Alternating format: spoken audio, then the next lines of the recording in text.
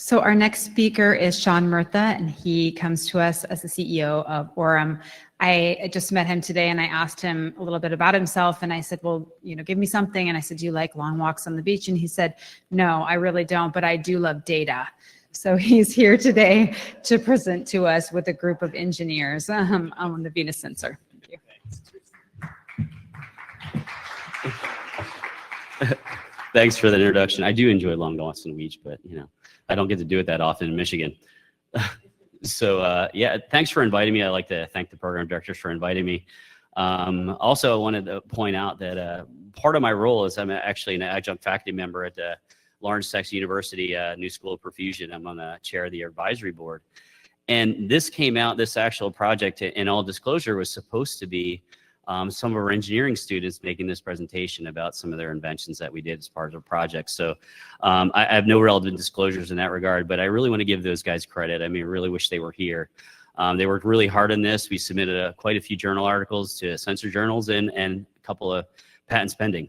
And if you want the articles, by the way, they're going to be at my booth, so you can come by and check them out. So this is a really interesting project, and I think actually following the previous speakers in the last session, especially regarding education and where we're going as perfusionists, you start to see these interdisciplinary interactions. I mean, for Lawrence Tech, they're in the School of Biomedical Engineering.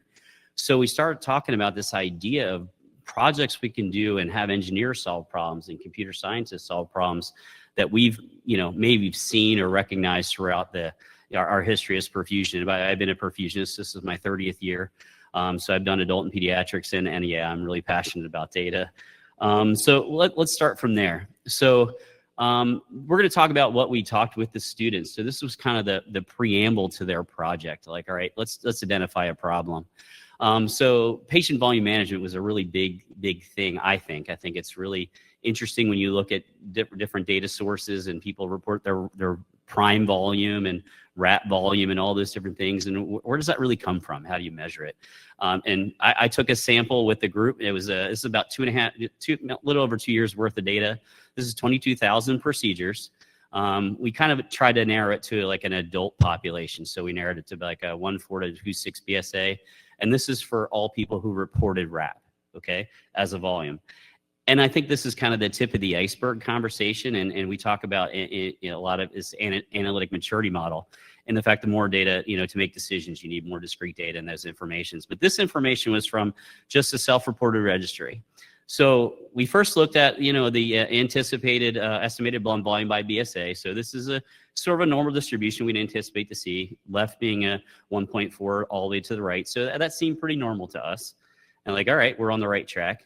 Normal distribution of size. So again, we see this as a normal distribution of what we would expect to see in the population for this data set.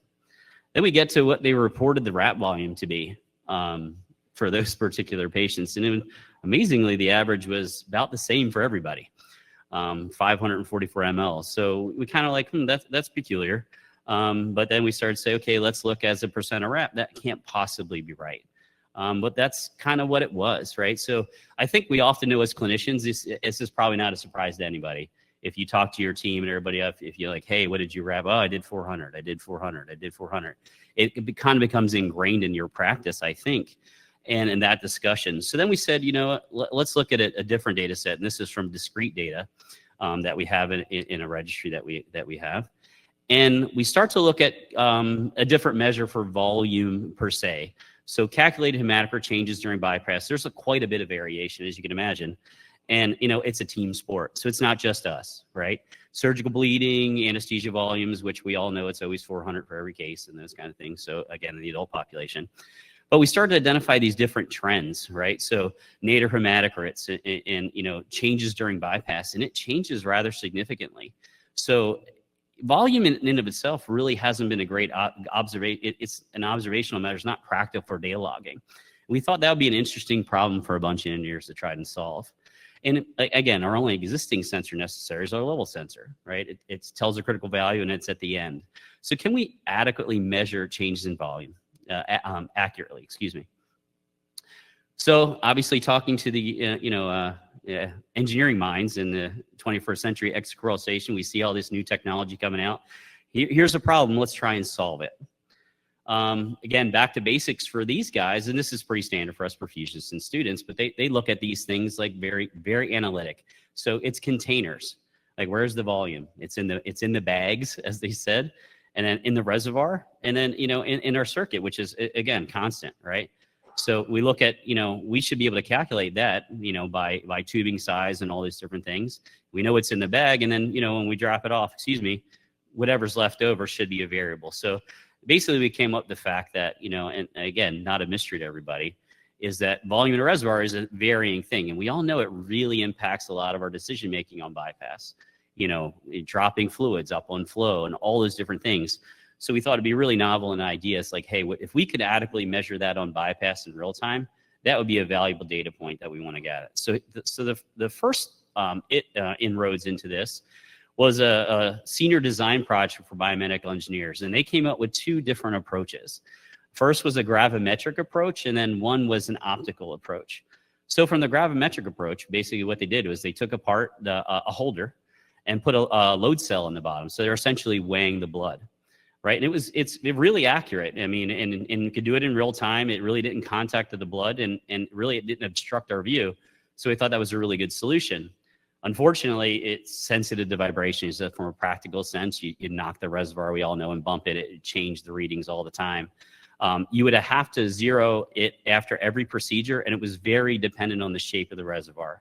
So if you had a different size, different shape, and different contours, it changed the weight constantly. So it was effective, but we was like, you know what, that really wasn't going to work. So the next model that we tried was the optical scanning sensor. And this actually really was impressive to me. The guys took apart an optical scanner they used for paper documentation. And they basically, on one side, they put the light of the reservoir. The other side, they put the optical sensor from the scanner. And what they did was they basically lined up the blood as in relation to the pixels that it eliminated on the other side. It was highly accurate. And, you know, so essentially every pixel that it blocked, it come up. The resulting was really good. It was 97% accurate into a 2 ml, you know, change in detectability. So really quite good. It didn't contact the blood, and it was in real time, but unfortunately it really got in the way. And it was very dependent on shape of the reservoir. So if you're familiar with like the Soren reservoir that's curved, I mean, you can see in this video, they used a Truman, which was flat. That's where they came up with the idea when we threw the curveball and say, well, what about this one? And they're like, that's not going to work. But the interesting thing was, you know, they're thinking, and the thing they added here was they used the optics to be able to tell the rate of change of the blood volume. So they're able to detect the flow. So that was really kind of interesting. So now we can tell how much is in there and how much it's changed and how quickly. So hopefully you're starting to think like, wow, the practical applications for that in bypass would be very interesting, not at 200 mLs per minute. So then we take it a step further and we said, okay, well, that's really great, but I want to be able to collect the data. So incidentally, one of our senior students wound up getting a job with a vendor you guys know, for Thales actually, and he designed an interface to attach that to collect the data in real time with an interface. So now we have the ability in our sim lab to be able to measure this volume, correct the data in real time, and then start measuring it. And then be able to start to look at the relationships. So that kind of project ended. That was really cool. Submitted their papers and they graduated, right? So like that was a really interesting project. And we're like, you know, we got some more feedback with the students. And we're like, man, we really love to see if we can make this work because it had some really great potential. So again, moving forward with our senior design group, we next became a really interdisciplinary team to develop it. So we got biomedical engineers, computer scientists, and actual perfusion students to start understanding the problem. And one of the biggest solution we came up for the design objectives is why don't we just mimic what we do today? Just read it. And like that would be really interesting, right? So it'd be convenient for us. We're used to that. Accuracy, close to being a true value and very consistent and precise. Again, non-intrusive, not touching the blood. Not blocking our point of view, which we'll talk about in a second. Versatile, so it wouldn't matter the shape, the brand of oxygenator. I'd be able to put it on anything and it would work. And the advanced functionality. So it would calibrate itself automatically. Mechanical disturbance wouldn't bother it, and we'd be able to collect data out of it. So we put a benchtop model. They started using, they actually used milk and food dye to get their blood coloring change. And that'll be interesting. So this is they came up with those. So they have a computer algorithm that would automatically read and calculate the shape of the reservoir. It would then use OCR, so it would read the numbers on the reservoir, as we would, right? And it would be able to calculate that shape. Then they use the optical masking, so it would definitely see just blood, right? So they masked out anything else that wasn't blood from a coloring perspective. And then they calculated that shape with contouring and stuff like that. So extremely accurate, as you can see, and with their in their test model, as less than really less than a 2.5% error. The only problem they had is it couldn't see through the volume sensor, so that was the thing at the bottom where it wasn't able to see. But from a precision and accuracy perspective, it's in 0.3 mLs to 7 mLs accurate. Now that's pretty impressive, which told me we could actually potentially have the application down into pediatrics, which was interesting. So, and again, it was more precise below 500 ml because of the gradations on the actual labeling. Again, using OCR, it read the actual the reservoir level. So then we said, you know what it would work like in sort of more close to real life. So and this is in our sim lab in our facility, and we use bovine blood, and we use a standard setup, and we ran a couple case scenarios and all these different things. And this is kind of came up with. So this is actually a video of it working. So you can actually see the volume changing in the bottom. If you can see that top left corner right there, it's rather responsive, and it's very, very precise. So from an accuracy perspective, we use in the gradation, you said like 2000 ml at 2072. I mean, standard deviation of 1 ml. So it's highly accurate and reproducible. And we did this over, I think the course, I forget the document, I think 5 or 6 different sessions. So they got quite a bit of data in different sizes, different oxygenators and what have you. So we actually took our team and like, hey, a bunch of perfusion students did an obstructive review. Did you find it problematic? We got, mostly said no, but we said, you know what, we think we can improve it. So we went to the next step. We said, okay, why don't we just change a contact, the design? So they made this little mount that mounts to the bottom of the reservoir. We didn't think it was in our way, but I think that could be argued. That's the debate in the design team. But it started to look at it at a different angle. So if you look on the picture, the 2 little squares, they look like QR codes. That's actually what aims the camera. So wherever those stickers are and located, the algorithm knows where it is. So you can aim the camera anywhere and it would actually see what the volume is and read it in real time. And then the application then move forward. This is what it looks like reading that from that direction. So as you can see, it actually reads the volume and also the rate of change. Right? So we thought that was really, really good. I mean, so this started to open up our eyes about, what's going on, what's possible. Started leading to a lot of questions. Next, so we said, okay, what do we do next? So the next thing is we're going to do, oh, thank you. It's going by quickly. There you go. We're going to put the camera on the top of the reservoir then to eliminate, because if you noticed on the last picture, I'm going to go back, sorry. They put this anti-glare shield because of the lights reflecting off from the surgical lights and what have you. So that created a glare. And then looking at, down the thing. And if you can see in this picture to the right, if I could show you over here, it sees 2 levels. So it sees the flat top, and that was causing a little bit of error. So they think they could work that out in the next step, sorry. So observing blood from the top reservoir to eliminate the glare, and that's really how we as perfusionists see it. So they think that's a bit more versatile. And then what we're doing next is using right now, it's actually the research is going on right now, using FLIR cameras to observe temperature change as well. So we think, those kinds of things, understanding from a safety device, and then use a night vision camera to understand it like in the dark. So obviously the OR is quite dark. So that's pretty cool. And then have a working prototype. So right now we submitted our IRB to do a clinical trial in the OR to actually run this against real cases. So our hope is that it's going to be done by June to have a working prototype. And then our real wish is to develop a grant to develop a real product. So that would be cool. And this is all the students' work, and I want to commend them for doing that. I think what the future applications might be is really this idea of data integration and correlation with hemodynamic parameters. Think about if you knew the volume of what you're collecting, how it would measure from a volume management perspective. So in a time series analysis of data, we have all this hemodynamics, and then we give a pressor, what happened to the volume, what happened to the arterial line pressure, how did that change, and how was it relevant? we start to see these interesting things. And I think we'd start to learn a lot better relative to volume management and patient management. And then actually one of the other guys, like, I can commend him. He's like, well, why can't we use this to measure the volumes coming out of the suckers? So one of the projects is we're pointing at the suckers, and they could then look and see the shape of the tubing. I think, and from our first speaker this morning, I'm not first here.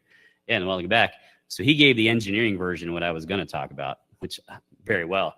But as you know, they said they could read the shape of the tubing and see blood passing through it and quantify it.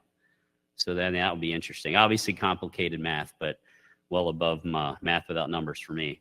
But that's interesting. And then safety algorithms. I mean, I mentioned rate of decay, those kind of things. If you were able to know your volume is decreasing at a certain rate well before it's at the bottom, you know, how would that change? Or relevant changes over time. So the clinical decision support applications. And then obviously, I think from my perspective, I think this is the necessary precursor to eventual CPB automation, or like the idea of a co-pilot. Being able to make decisions and those kind of things, understand it from a safe perspective. Again, from our last speaker talking about the airline, sort of analogy. So that's really it for this. It's a really cool project. I would encourage you, when you have the opportunity, if you do ever, to keep working with students, not just perfusion students. There's a lot of really bright young folks out there, and not so young folks that are really interested in improving what we do and making it safer. So I think this is a really great opportunity. Thanks. Not bad.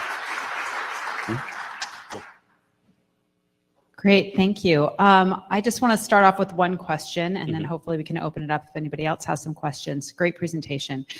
One thing I was interested in is you said that one of your engineers who ended up working for Thales was able to integrate that data and then have it upload. Would that be available for this sensor as well? It works now. It already works now? Yeah, awesome. It actually works. It doesn't even have to be Thales. It could be anything. Anything. Yeah. Wonderful. It's it actually becomes a JSON file, so we can load it up into anything. Perfect. Yeah. How about some other questions? All right, don't hit me too hard with the engineer. Hey, Sean, of course I had to ask a question, right? Yeah. So have you checked if the angles of the cameras and the positioning makes a difference in terms of the parallax and in terms of how it picks up the levels, and how accurate is it based on different positioning and distances from the target? Yeah, so good question, and I do know the answer to that. So that was the difference from positioning from the bottom to in front from the top. Now, from the front, obviously, is the most accurate, just because they could see a flat plane. From the bottom, they felt they were able to get pretty decent accuracy. I mean, and again, it's in the paper if you want to look at it. We think the top could be better, but the challenge is the essentially two lines that curve out. So if you look at the top of fluid, it's the flat part of the blood. It sees both lines. So they're trying to come up with an algorithm that measures the distance between the sock and the front of the reservoir to eliminate that thing. And then incidentally, the temperature thing we thought was really interesting. The problem is it reads the temperature and also some of the color on the filter sock.